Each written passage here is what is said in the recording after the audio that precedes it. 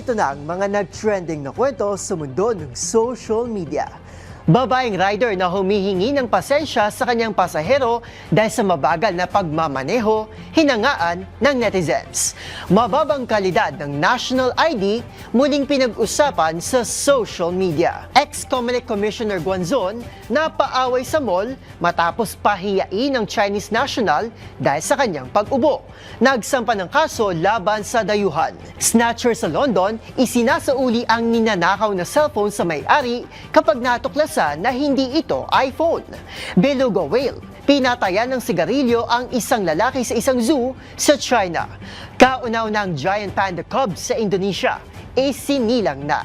At ilang celebs, content creators, kanya-kanyang entry sa viral Maui Wowie performance ni Darren Espanto.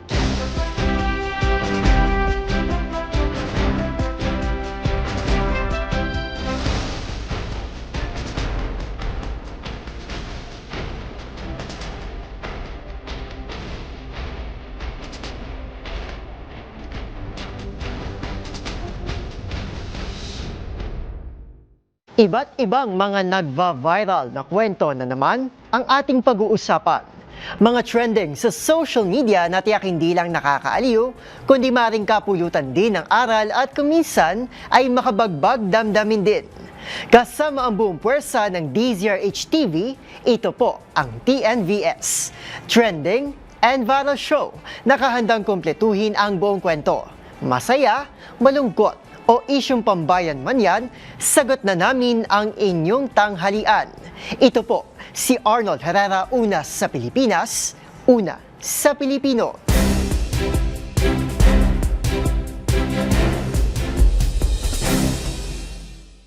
Para sa ating unang trending story ngayong tanghali, saludong marami sa lady rider na tampok sa viral story na ito sa paglalagay niya sa kanyang kaligtasan at ng kanyang pasahero sa prioridad habang namamasada. Ang rider na inihingi ng pasensyang mabagal niyang pagmamaneho, hinangaan naman ng netizens. Ang buong kwento, ihatid sa atin ni Rose Babiera. Sa panahon ng pagmamadali na madalas ay sasabayan pa ng mabigat na trapiko, ang motorsiklo ang kaibigan ng marami.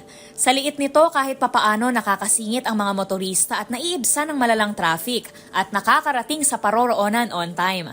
Minsan pa nga, humihirit ang ibang pasahero sa mga riders na bilisan upang makaabot sila sa trabaho o meeting. Kaya gayon na lang ang paumanhin ng isang rider na ito sa kanyang mga sakay, sa kanyang mabagal na pagmamaneho. Sa isang note o mensahe na nakasulat sa papel at nakadikit sa likod ng helmet na madaling mabasa ng kanyang mga pasahero, humihingi ng pasensya ang babaeng rider kung hindi ito ganoon kabilis mag-drive. Pero wala itong kinalaman sa kanyang pagiging babae. Bagkus, aniya mayroon siyang mga anak na nag-aantay sa kanya pauwi, kaya nag-iingat ito sa pagmamaneho. Drive safe lang po ako, anya pa. Ang mga netizen, humanga naman sa lady rider. Ayon sa isang comment, better late than sorry. Kung ganito raw ang kanyang rider ay bibigyan niya pa ito ng tip dagdag pa ng netizen. Marami naman ang naghayag na mas gugustuhin pa nila ang mabagal na biyahe at humiling na sana raw ay katulad ng babae ang lahat ng rider. Hindi iyong tila nakikipagkarerahan na parang may only life subscription. Patukoy sa mga rider na mabilis magmaneho at hindi alintana ang banta sa buhay ng kanilang pagmamadali. Hindi naman pinalampas ng isang netizen na paalalahanan ng lahat na sumunod sa mga speed limitations sa daan. Aniya may minimum at maximum speed sa mga kalsada. Gayon din ang mga traffic rules. Hindi dapat minamadali at ipinipilit ang hindi dapat, payo naman ang isa pa. At sinabing kung ayaw maghabol ng oras ay dapat maagang magising at hindi ibinabaling sa motorista na makarating sa pupuntahan on time. Anya pa walang replay ang buhay kaya huwag dapat madaliin. Para sa DZRH TV, ito si Rose Babiera. Una sa Pilipinas, una sa Pilipino.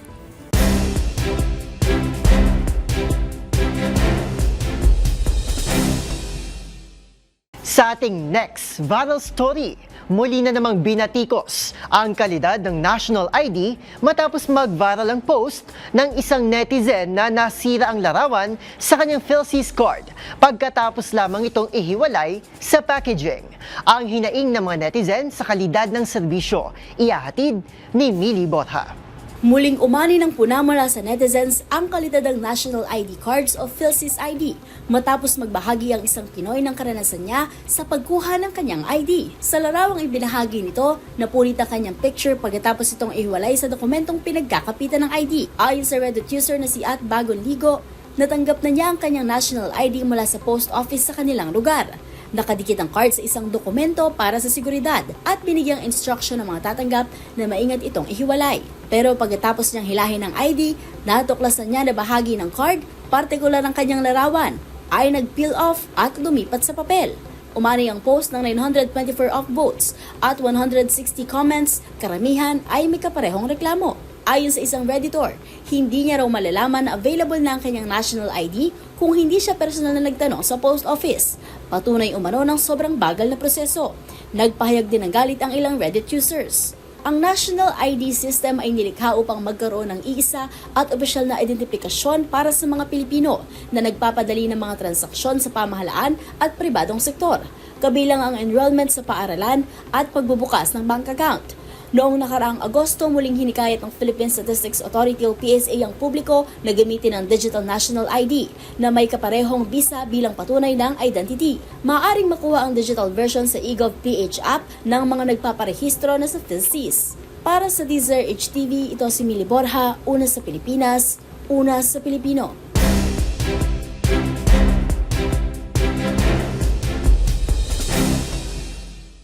Sa ating sunod na istorya, napasabak sa umaatikabong sigawan at posibleng kasuhan si dating Elections Commissioner Rowena Guanzon sa loob ng mall nang ito'y pahiyain umano ng isang Chinese national nang dahil lang umano sa pag-ubo nito.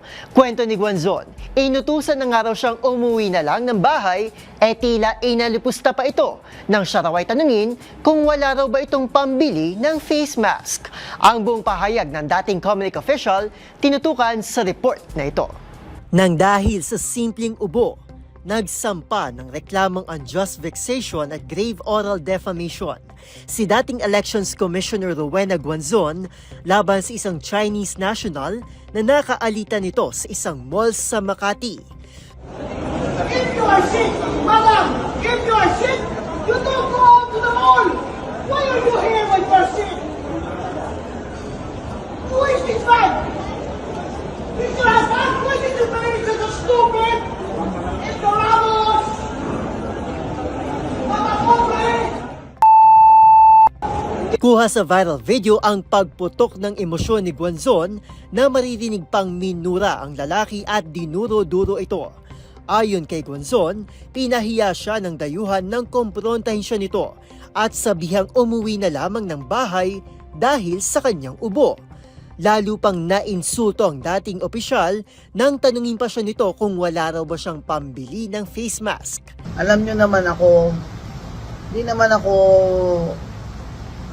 nagagalit kung hindi talagang sukdulan yung injustice or mali, di ba? Hindi naman pwedeng palampasin yun pag ilaalipusta ka na. Dinidefend ko nga ibang tao pag ginaganon sila, sarili ko pa kaya. Sa isang hiwalay na post, humingi naman ng paumanhin si Guanzon sa mga empleyado at security ng mall na naabala kasunod ng tensyonadong pagtatalo nila ng dayuhan. Aniya, wala raw siyang sinasanto at handa raw siyang tumindig para sa hustisya at sa kung ano ang tama. Nakapanayam din ng DZRH News si Guanzon na nagpaliwanag na hindi naman daw niya inubuhan ng mag-asawa para pahiyain pa siya nito. 2 feet away. At nung alam ko na, di ba, Makati ang lalamunan ko, alam ko na nauubo ako. Dahil hindi naman ako umubo. Kahit doon sa police station, sa guard station, kahit wala naman talagang ubo, ay mas mati. I never go out when I have a cough because, it's dangerous. I'm already 68. So, ang sabi ko yung 2 feet away ako sa kanila, tapos nung alam ko na nauubo ako, I moved my face away from them.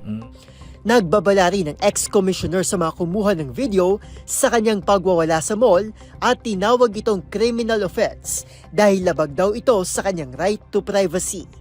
Pinaringgan din niya ang kanyang mga kalaban na umano'y nanamantala sa video para siraan siya sa mata ng publiko. Samantala, sinubukan na raw makipag-areglo ng Chinese national pero giit ni Guanzon dapat maglabas ito ng video dahil napahiya na raw siya sa pagkalat ng kanyang video kung saan siya pa ang nagmukhang masama.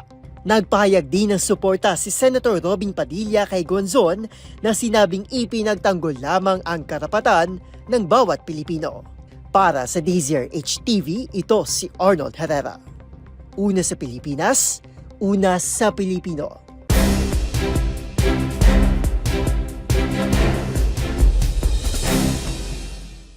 Para sa ating next viral story, kamakailan lang tila naging trend sa London, ang capital city ng England at United Kingdom, ang mga issue ng nakawan. Ilan kasing mga tao doon ang naka-Android na cellphone ang nanakawan pero ibinalik din daw umano ng mga snatcher kapag nalalaman na hindi ito isang iPhone. Ang buong kwento tutukan sa report ni Rovic Manuel. Isang kakaibang trend ang laganap sa London matapos iulat ng ilang Android users na ibinabalik ng mga kabataan ang kanilang ninakaw na telepono kapag nadiskubreng hindi ito isang iPhone.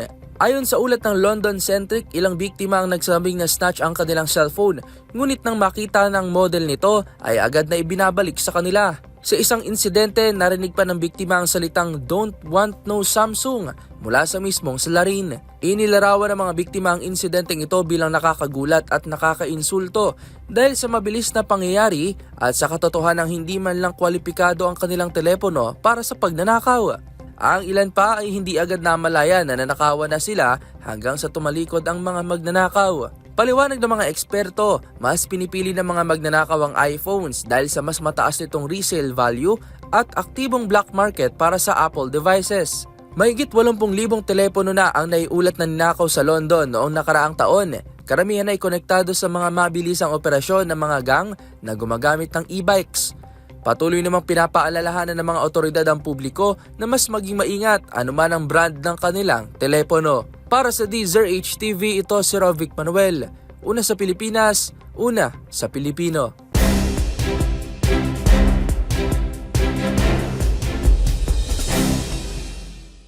Sa ating sunod na istorya, viral sa social media ang ginawa ng isang beluga whale sa isang ocean park sa bansang China. Pinatayan kasi niya ng sindi ng sigarilyo ang isang lalaking magyoyosi time sana sa loob ng park sa kabila ng pagsita rito ng isang babae. Ang satisfying video, panoorin sa report ni Dustin Bayog. Isang beluga whale sa Dalian Sun Asia Ocean World na isang water park sa China ang tila pinairal ang no smoking laban sa isang lalaking naninigarilyo.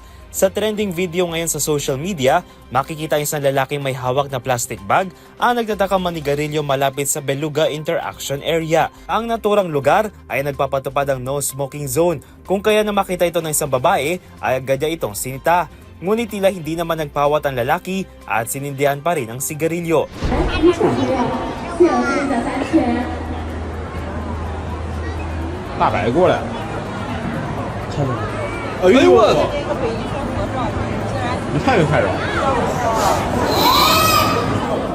Dito na umaksyon ng beluga whale nang basahin nitong lalaki pati ang hawak nitong sigarilyo.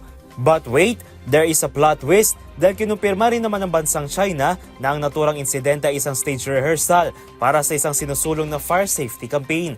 Ang mga sangkot sa video ay mga naturang crew na naturang ocean park. Samantala, kilala naman bilang mga social and intelligent mammal ang mga beluga whale na karaniwang matatagpuan sa malamig na Arctic waters. Para sa DZRH TV, ito si Dustin Bayog. Una sa Pilipinas, una sa Pilipino.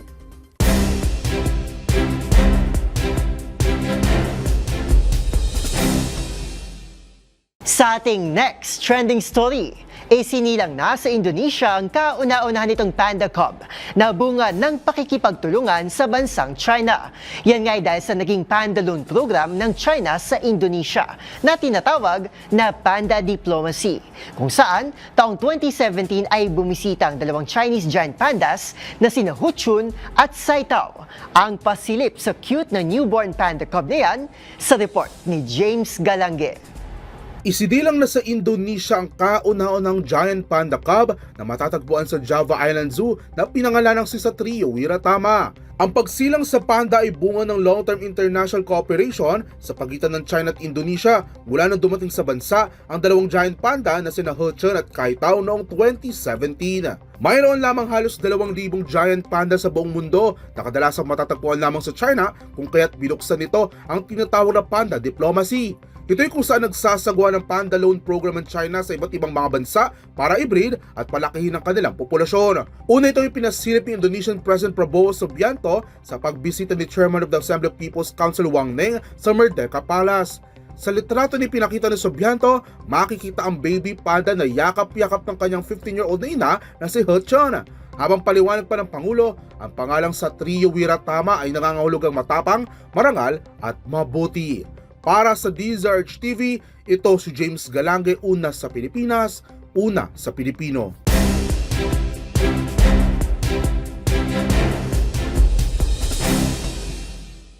At sa mundo naman ng showbiz, nakimawi-wawi na ba ang lahat ala Darren Espanto? Siyempre, hindi papahuli ang mga artista at content creators na may kanya-kanyang paandar sa viral performance ng singer. Ang kwelang hirit ni Darren, sa ika nga nila'y tumangkilik sa kanyang version sa Showbiz Report na ito. LSS ka rin ba sa Maui Wawi Espanto? Este sa Maui Wawi rendition ni Darren Espanto? Abay matapos ang kanyang viral performance sa ASAP, umisa pa ang singer na muntik pang makasira. Go! Oh my God, Darren! Take two daw! Going back to Honolulu just to get that Maui Wowie, that Maui Wowie. Ang bagong version na yan, tumabo na nga ng halos 12 million views sa TikTok. Ilan nga sa mga artistang nakimawi-wawi ala Darren ay sina Ann Curtis, Kyle Etchari at Jason D. Kayo din ang YouTube stars na sina Niani Guerrero at James Charles. Ang netizens agad ngang hinamo ng mga literal na Maui at Wawi na sina Maui Taylor at Wawi de Guzman na pinagbigyan naman ng aktor at humataw sa trending song.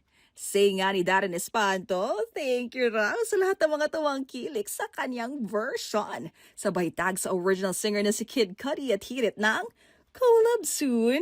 Taong 2008 nang inilabas ng American rapper-singer ang kantang Maui Wawi. Para sa DZRH TV, the morning showbiz Angel. Una sa Pilipinas, una sa Pilipino.